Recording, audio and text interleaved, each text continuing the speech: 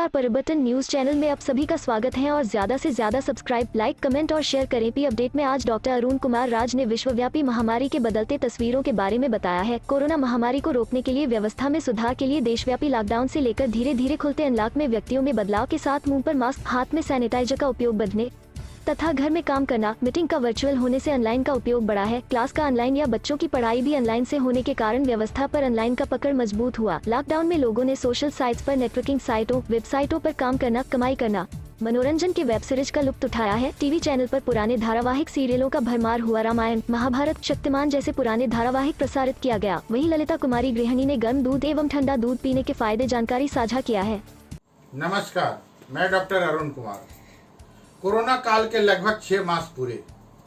जानिए संपूर्ण लॉकडाउन से लेकर अब तक कैसे बदली देश की स्थिति। पूरी दुनिया पर कोरोना वायरस का संकट आज भी बरकरार है। भारत जैसा विकासशील देश भी इससे जूझ रहा है। देश में कोरोना संकट को लेकर 22 मार्च को जनता कर्फ्यू लगाया गया था। यह जनता के लिए जनता का कर्फ्यू था। हालांकि इसके बाद 24 मार्च को प्रधानमंत्री नरेंद्र मोदी जी ने संपूर्ण लॉकडाउन की घोषणा कर दी थी। कोरोना काल के लगभग 6 मास पूरे हो गए हैं। इस दौरान देश में संपूर्ण लॉकडाउन से लेकर अनलॉक होने तक के कई तरह के बदलाव आए हैं। इन 6 महीनों के दौरान इस महामारी ने लोगों की जिंदगी से लेकर अर्थव्यवस्था तक को बुरी तरह से प्रभावित करके रख दिया है। बहरहाल मौजूदा स्थिति की बात करें तो देश में कोरोना वायरस का संक्रमण करीब 56 लाख मामले सामने आ चुके हैं। इस दौरान 90,000 से अधिक लोगों की मौत भी हो चुकी है। राहत की बात यह है कि करीब 45 लाख लोगों ने कोरोना को मात भी दी है। केंद्र सरकार के अनुसार देश भर में अब तक कोरोना के कुल 5.5 करोड़ से भी ज़्यादा टेस्ट हो चुके हैं। वहीं रिपोर्ट्स की माने तो अगर सब कुछ ठीक रहा तो 60 दिन के अंदर भारत को पहली कोरोना वायरस की वैक्सीन कोविशील्ड भी मिल जाएगी। बदले हुए लोग और बदला हुआ आचरण। सैनिटाइजर का प्रयोग बढ़ गया है। लोग पहले से कहीं ज्यादा घर की साफ सफाई पर ध्यान दे रहे हैं। हर कोई महामारी विशेषज्ञ की भूमिका निभाने लगा है। फ्लैटन दी curve, doubling rate, N95 mask, red zone, contact lens services जैसे शब्द लोगों की जुबान पर चढ़ गए हैं। इसी के साथ बढ़ा है महामारी में बचने के उपायों का पालन। कोरोना के नए नए लक्षणों को लेकर बातचीत होने लगी है, जैसे सुगंध न आना, पैर के अंगूठे का रंग बदल जाना इत्यादि। कभी कभी स्वस्थ लोगों को चिंता बढ़ने लगी है कि क्या वो एसिम्प्टोमेटिक हैं। लोगों के मन में कई सवाल आने लगे हैं, जैसे छींक का सफर, नजदीकी अस्पताल की दूरी, वहां कोविड-19 के बिस्तर, इंश्योरेंस कवर। क्या पिज्जा खाना सही रहेगा? इससे डिलीवरी बॉय की जिंदगी को तो खतरा नहीं होगा? क्या दादा दादी के घर जाने से उसके संक्रमण का खतरा बढ़ जाता है? उन लोगों के साथ दोस्ती कैसी रखी जाए जिन्होंने घरेलू सहायकों को पैसा देना बंद कर दिया है? इस दौरान दरवाजे और लिफ्ट का बटन ना छूने की पूरी कोशिश की है। 6 फीट या 2 मीटर की सामाजिक दूरी बनाए रखने की पूरी कोशिश की गई। हाथों से बार बार चेहरा ना छूना, कभी कभी घर से निकलने के बाद मास्क पहनना भूल जाना इत्यादि। किस पर वास्तव में भरोसा कर सकते हैं? कोरोना के आने पर कहा गया कि ज्यादा ठंड होने की वजह से ज्यादा फैल रहा है। फिर मार्च में कहा गया कि भारतीय 2 हफ्ते में कोरोना के खिलाफ लड़ लेंगे। इसके बाद फिर कहा गया कि गर्मी की तपन में से कोरोना वायरस मर जाएगा। इस बीच तेजी से व्हाट्सएप मैसेज वायरल होने लगे।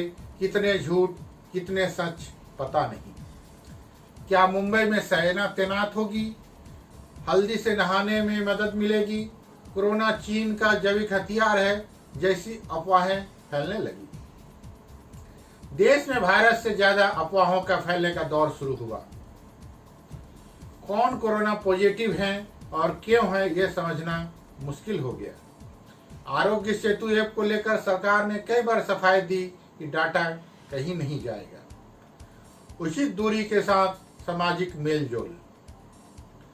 महामारी की वजह से घर में बैठे दादा दादी और माता पिता ने वीडियो कॉलिंग, फेसबुक और नई तकनीकी सीखी। ऑनलाइन गेम के लोकप्रिय ज्यादा मिलने लगी है। लूडो, ताश, मैच 3, क्विजर जैसे खेल ज्यादा खेले जाने लगे हैं। लॉकडाउन में बिना केक और कैलोरीज के वीडियो कॉलिंग के जरिए बर्थडे और सालगिरह मनाई जाने लगी है। लोगों के मन में विचार आया कि इंटरनेट नहीं होता तो लॉकडाउन में समय बिताने के लिए क्या विकल्प होते। लाइक, कमेंट और शेयर। कोरोना ने एक साथ मिलकर कई सारे पॉडकास्ट शुरू किए। Inter live, Insta live, TikTok, dance of, Twitter, antakshari और वेबिनार मनोरंजन के नए माध्यम बन गए हैं। लोगों ने ग्रुप चैट या वीडियो कॉल के दौरान बैठने और अच्छे दिखने के तरीके को सीख रहे हैं। लॉकडाउन में खाली समय का सदुपयोग कर कई लोगों ने अपने यूट्यूब चैनल तक बना लिए हैं। ऑनलाइन स्ट्रीमिंग सेवा का लुत्फ। टेलीविजन पर रामायण ने दादा दादी और माता पिता के पुराने दिन याद दिला दिए। ढेरों पुराने धारावाहिक दूरदर्शन सहित कई चैनलों पर पुनः प्रसारित होने लगे। दर्शकों ने कई वेब सीरीज एक ही बार में पूरी देख ली। लॉकडाउन के दौरान OTT एप्लीकेशंस पर एक से एक बढ़कर बेहतरीन फिल्में और सीरीज देखी गई। वर्चुअल तरीके से दफ्तर का काम। जूम कॉल्स के माध्यम से दफ्तरों की बैठक होने लगी। ईमेल के जरिए नोटिफिकेशन जारी होने लगे और काम का दायरा बढ़ गया है। घर में काम करने के दौरान काम का बोझ पहले से थोड़ा ज्यादा हो गया है। दफ्तरों में कर्मचारी तय समय से ज्यादा काम करने लगे हैं। फॉर्मल कपड़े अलमारी में सिमट कर रह गए हैं। कुछ लोगों ने वर्चुअल तरीके में भी ऑफिस में बेहतरीन काम करने का विकल्प खोज रहे हैं। धन्यवाद। आपका अपना डॉक्टर अरुण कुमार। नमस्कार। गर्म या ठंडा कौन सा दूध है आपके स्वास्थ्य के लिए सही? दूध के सेवन से होने वाले फायदों के बारे में हम सभी वाकिफ हैं। कैल्शियम, आयोडीन, पोटेशियम, फास्फोरस और विटामिन डी के गुणों से भरपूर दूध हमारे शरीर के लिए काफी फायदेमंद है। इसके साथ ही दूध के सेवन से शरीर में पानी की भी कमी नहीं होती है। लेकिन इन सब चीजों के बावजूद भी मन में एक उलझन हमेशा बनी रहती है कि गर्म दूध पीना चाहिए या ठंडा। आज हम आपको गर्म और ठंडे दूध के फायदे के बारे में बताएंगे।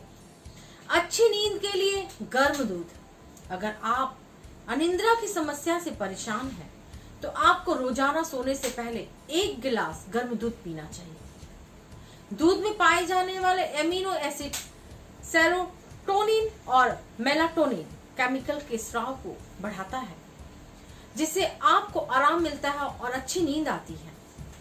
मासिक धर्म के समय, मासिक धर्म के दौरान महिलाओं के मूड में बदलाव देखने को मिलता है। अगर आप भी कुछ ऐसा महसूस कर रही हैं, तो 1 गिलास गर्म दूध पी लीजिए।